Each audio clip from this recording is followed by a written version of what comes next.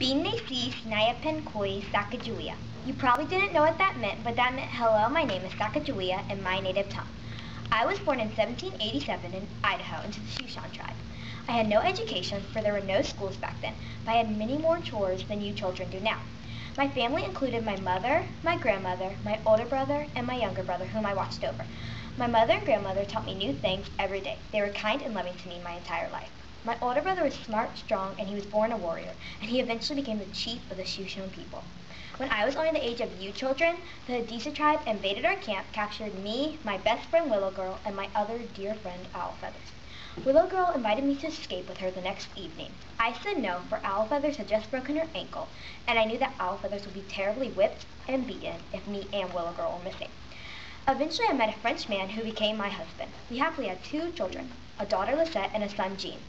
Jean went on the expedition with me, and I carried him on a cradle board.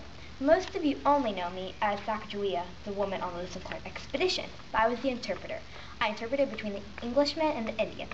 This was important because the Englishmen would not have been able to get important supplies that they needed from the Indians to survive, so I would not have been there to help. Captain Clark called my dear son Jean Pomp, for Jean was too hard to say back then. He offered to take Pomp back with him to the city and give him a good education. I said no, for Jean was only an infant, but I promised Captain Clark that I would send Jean back to him when he was a little bit older. Shortly after giving birth to my daughter Lisette, I died of putrid fever at age 25, a very terrible illness. There are many lessons you can learn from me, like when I decided to go on the expedition that took courage and bravery, and sometimes I was scared, but I'm glad I did it. I was loving and caring to all the men, and trust me, it wasn't easy to be loving to them. There's a legend among my people that I lived to the age of 96 and was very wise, and they came to me with all of their problems. I would tell you if this was true or not, but I can't because it's a secret.